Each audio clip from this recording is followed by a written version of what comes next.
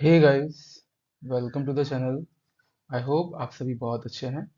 जैसा कि आप सभी को मालूम है, daily Monday to Saturday 9:30 AM पर एक हमारा सेशन होता है जिसका नाम है द हिंदू वोकैबुलरी। इस सेशन में हम द हिंदू न्यूज़पेपर में आने वाले 10 इंपॉर्टेंट वर्ड्स को कवर करते हैं जो कि आपके एग्जाम के लिए इंपॉर्टेंट होते ही हैं। साथ ही साथ अगर आप अपनी डे टू डे लाइफ में नए नए वर्ड्स सीखना चाहते हैं तो आपके लिए ये जो सेशन है बहुत ही ज़्यादा इम्पॉर्टेंट और यूज़फुल होने वाला है। जैसा कि आप सभी देख सकते हैं, आज है 12 अक्टूबर और आज के द हिंदू न्यूज़पेपर में आने वाले 10 वर्ड्स को हम लोग आज के इस सेशन में कवर करने वाले हैं।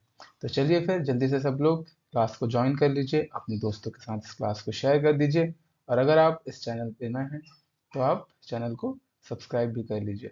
फिर हम आज के पहले वर्ड के साथ आज के इस सेशन को स्टार्ट करते हैं। तो चलिए देखते हैं आज का पहला वर्ड क्या है। आज का पहला वर्ड है इरेगुलरिटीज, जो कि एक नाउन है। ठीक है, इसकी मीनिंग होती है द स्टेट और क्वालिटी ऑफ बीइंग इरेगुलर, यानी कि अनियमित होना किसी चीज का। ठीक है, किसी स्टेट का, किसी क्वालिटी का। इरेगुलर मीन्स होता है अनियमित और इरेगुलरिटीज मीन्स होता है अनियमितताएं।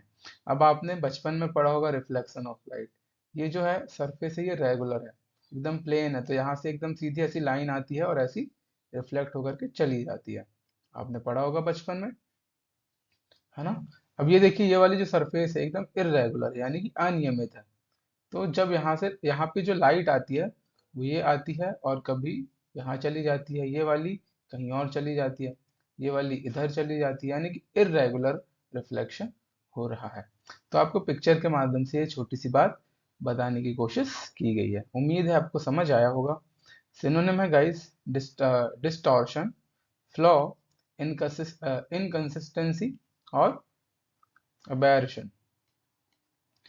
एंटोनिम है परफेक्शन, conformity, continuation और regularity.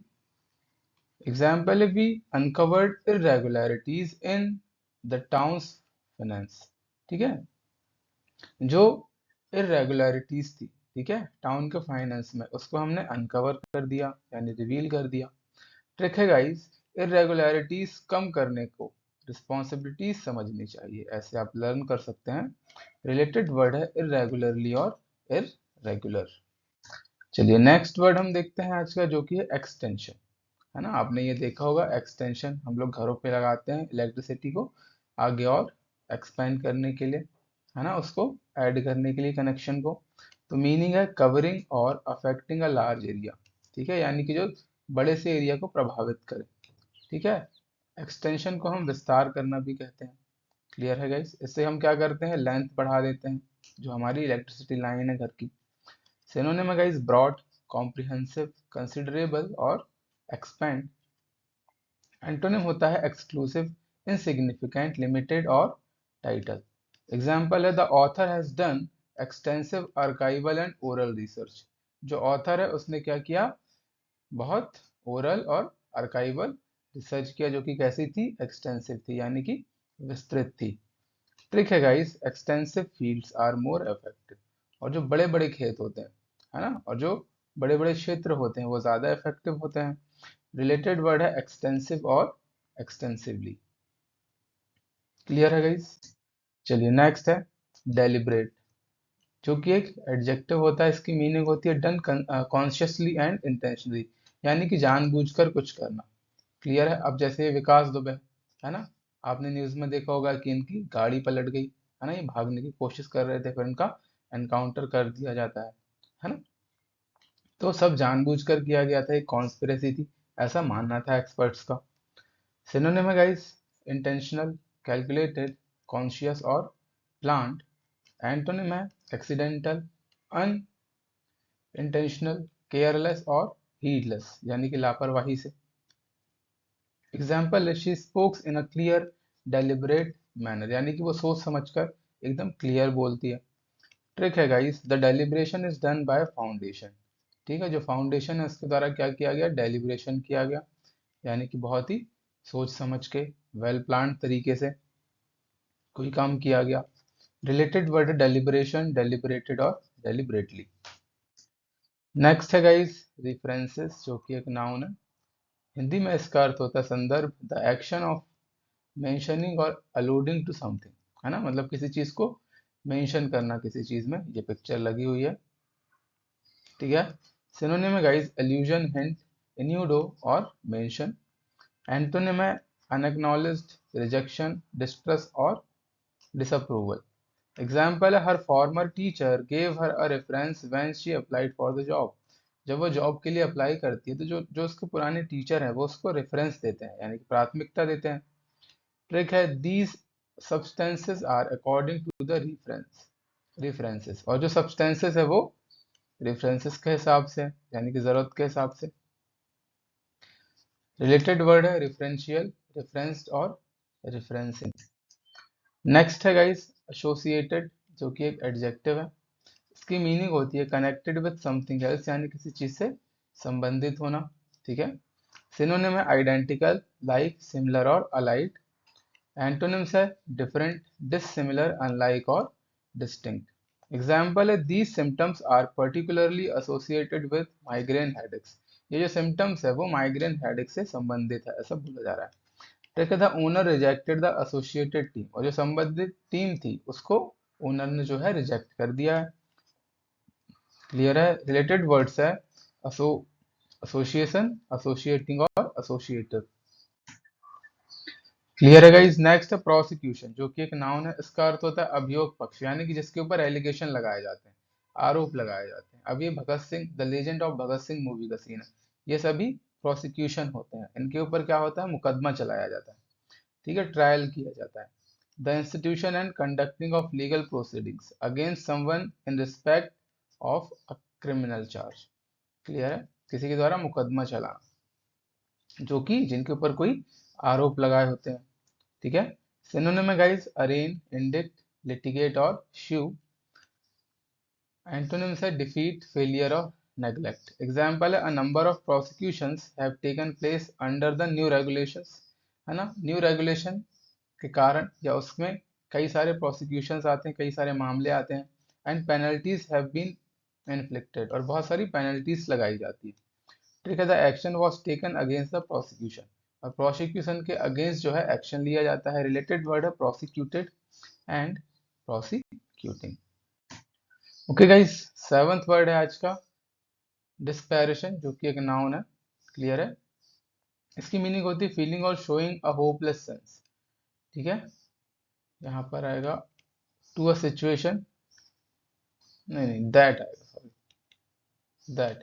चलो फिर से देखो, फीलिंग और showing a hopeless sense that a situation is so bad as to be impossible to deal with, यानी कि जब आपको लगे कि सिचुएशन बहुत ज़्यादा खराब है, आप इससे डील नहीं कर सकते हैं, तो ऐसी सिचुएशन को आप, ऐसी फीलिंग को आप कहते हैं डेस्परेशन।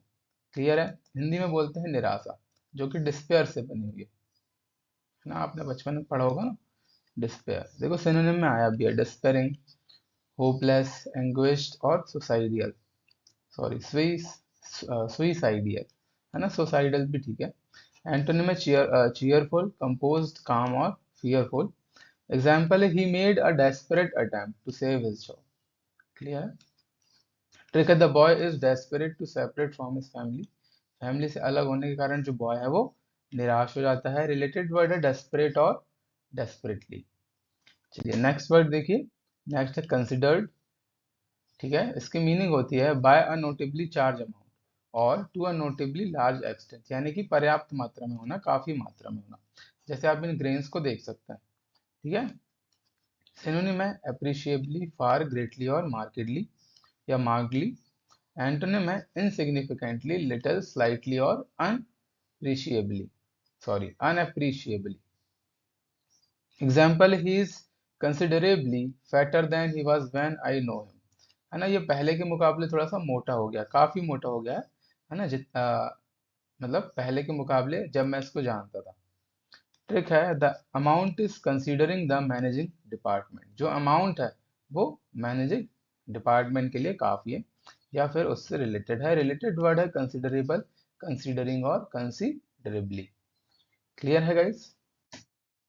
चलिए नाइन्थ वर्ड देखिए। नाइन्थ वर्ड है लॉन्ड्री, है ना। इसकी मीनिंग होती है conceal the origin of money, obtained illegally, यानी कि अगर आपने कोई पैसा जो है इलीगल तरीके से कमाया है तो उसके ओरिजिन को छुपाना कि आपके पास ये पैसा आया कहाँ से। ठीक है, या फिर काले धन को वैध बनाना, ये भी लॉन्ड्रिंग कहलाती है। अब ये है हर्षद मेहता। आपने स्कैम 1992 के बारे में सुना होगा, है ना। ये बहुत बड़ा स्कैम करते हैं, मनी लॉन्ड्रिंग करते हैं।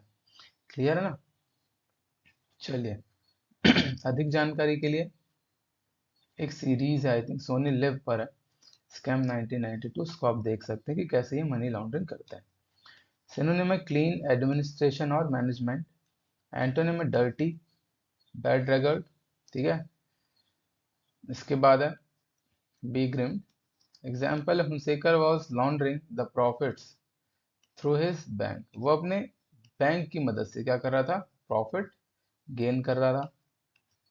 ठीक है, कंपनीज एडमिनिस्ट्रेटिंग के आड़ में लॉन्ड्रिंग करती है। और रिलेटेड वर्ड है लाउंडर और लाउंडरर। क्लियर है। चलिए, और आज का लास्ट वर्ड एक्साइज है, जो कि एक नाउन है। इसका अर्थ होता है उत्पाद शुल्क, यानी कि production tax. A tax levied on certain goods and commodities produced or sold within a country and on licenses granted for certain activities. Clear है। सिनोनिम है guys surcharge, tariff, custom and duty. Antonym होता है tax, लेवाई, impose और fine. Example है new car buyers will be hit by increases in taxes and excise. जो new car buyers यानी कि जो कार खरीदने वाले हैं, है ना, वो टैक्स के कारण प्रभावित हो सकते हैं, उत्पाद शुल्क के कारण प्रभावित हो सकते हैं। ट्रिक है, एक्साइज वो एक्सरसाइज है जो हर कंपनी करती है। आप सभी जानते हैं हर कोई एक्साइज ड्यूटी पे करता है गवर्नमेंट को। रिलेटेड वर्ड है एक्साइज और एक्साइजिंग, यहाँ पे एक्स आएगा। ठीक है, इधर मैं लिख देता हूँ। सो गाइज, ये थे आज के हमारे 10 इंपॉर्टेंट वर्ड्स। उम्मीद है आपको सब अच्छे से समझ में आया होगा। एक बार आप इनके नोट्स बनाइएगा या फिर स्क्रीनशॉट लीजिएगा और रिवाइज कीजिएगा। क्लियर है। इस प्रकार आपकी वोकेबलरी जो है काफी इम्प्रूव हो जाएगी। सो गाइज, ये था हमारा आज का इम्पोर्टेंट सेशन। उम्मीद है आपको पसंद आया होगा। अगर आपको ये सेशन पसंद आया है तो आप वीडियो को लाइक कीजिएगा। अगर आप इस चैनल पर नए हैं तो चैनल को प्लीज सब्सक्राइब कीजिएगा और अपने फ्रेंड्स के साथ शेयर भी कीजिए। सो गाइज, मिलते हैं कल same time same place. Clear है। Thank you so much for watching, guys. Thank you, goodbye, and have a nice day. See you in the next class.